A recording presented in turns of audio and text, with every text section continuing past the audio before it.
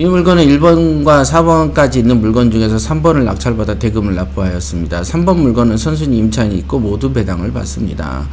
입찰 당시 3번만 진행되고 나머지는 진행이 안 됐습니다. 자, 1번에서 4번까지 중에서 3번을 낙찰받아서 돈을 냈고 그 돈으로 선순위 임차인이 모두 배당을 받아 나갔답니다.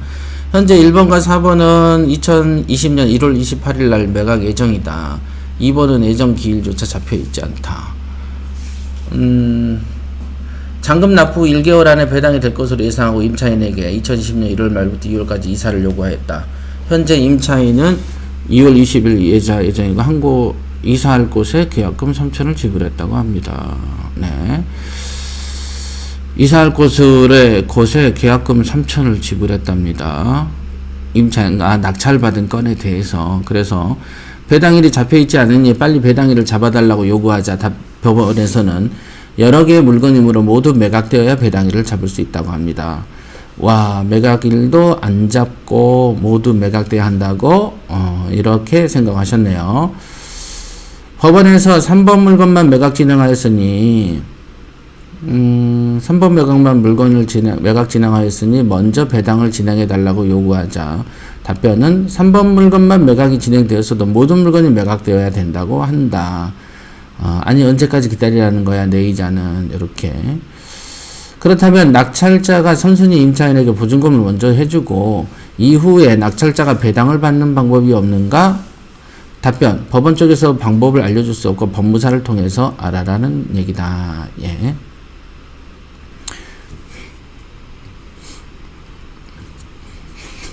자, 문의사항 먼저 임차 보증금을 지불할 생각입니다. 이후에 임차 보증금을 낙찰자가 법원으로부터 안전하게 인수할 방법은 어떤 것이 있습니까? 법무사 쪽에 문의한 결과 이임장과 인감증명서를 확보하고 지급하면 되는데 이 경우에 1, 2, 4번이 언제 낙찰될지 모르며 3개월 이후에 된다면 인감증명서 효력이 3개월에 없어지므로 추후 다시 인감을 받아야 될 수도 있다고 합니다. 예, 이거는 법무사님이 상당히 잘 설명해 주셨네요. 경매계 쪽에서 슬쩍 말하기를 채권 양도를 해서 법무사로 알아봐라 라고 합니다. 예, 협회장님 조언을 바랍니다. 이렇게 됐어요. 저 같으면은 지금 가서 명도 합의를 해서 이 사람 이사 간다고 해버렸다 했어요. 우리가 이사를 요구했고 임차인이 이사할 곳에서 3천을 지불했다고 합니다. 그런데 자 보시죠.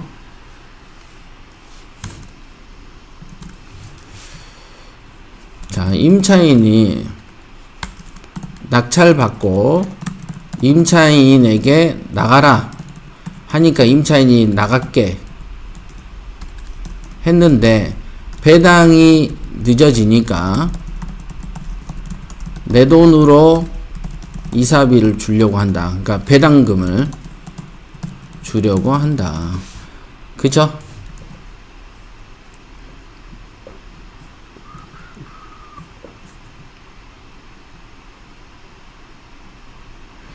자, 내가 낙찰을 받고 임차인에게 나가라 그랬더니 임차인이 나갈게 그랬고, 그런 배당이 이제 마침 늦어진 거죠. 배당이 왜 늦어졌냐면은 내가 낙찰받은 사건 이외에 다른 사건들이 낙찰된 연후에 배당은 통상 합쳐서 하는 경향이 있거든요. 그래서 그럼 내 돈으로 배당금을 줄게 줘서 내보내려고 한다는 거예요. 내 돈으로. 그러면서 막 법무사도 상담해보고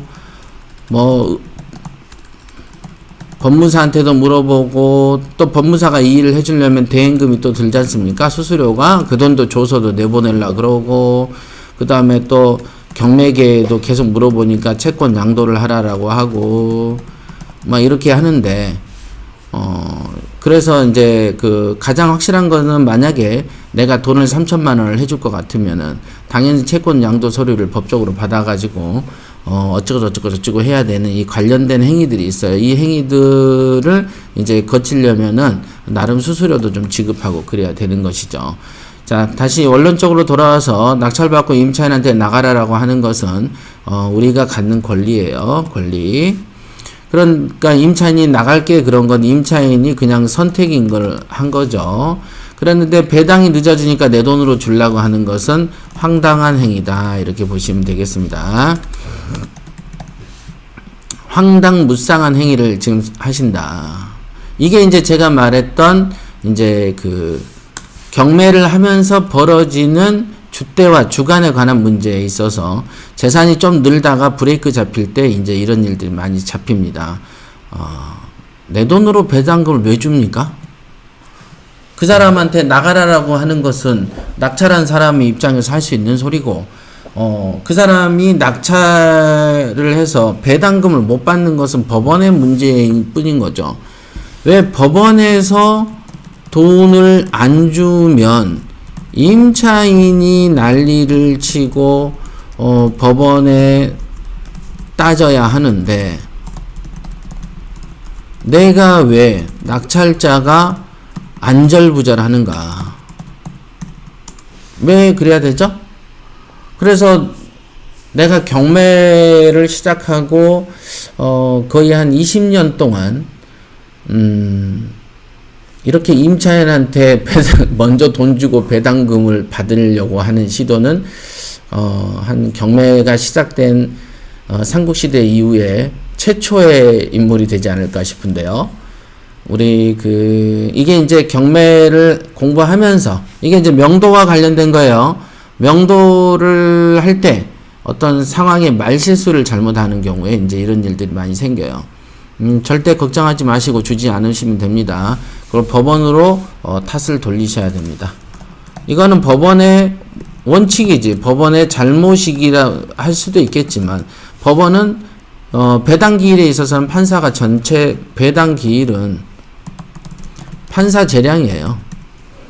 그러니까 뭐 빨리 해주면 좋지. 그러나 판사가 지 맘대로 안 하겠다는 걸 우리가 어떻게?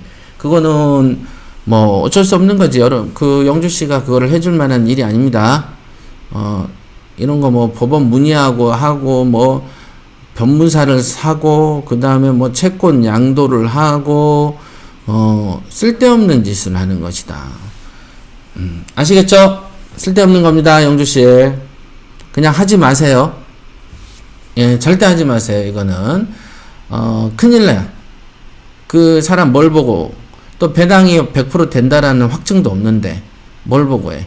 그 다음에 그 돈 3천이면은 그 돈 3천이면은 지금 오늘 임대차 계약을 한 전진하신 물건을 3개, 4개 해요. 그만 6천도 벌 수 있어.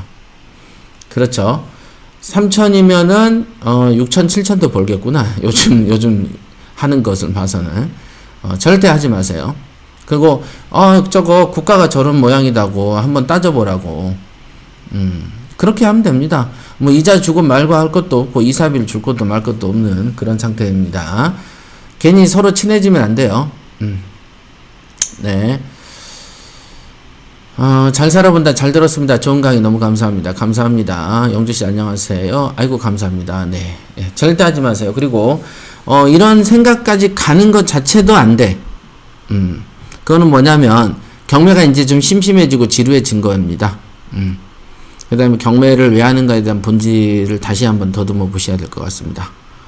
우리가 경매라는 게 실력이 갈수록 일취월장할 때 중간에 이렇게 이제 그 어떤 뭐랄까 그 미묘한 어떤 판단하는 부분에 있어서 약간의 온정주의가 좀 작용하고 뭐 이런 것들이 있거든요.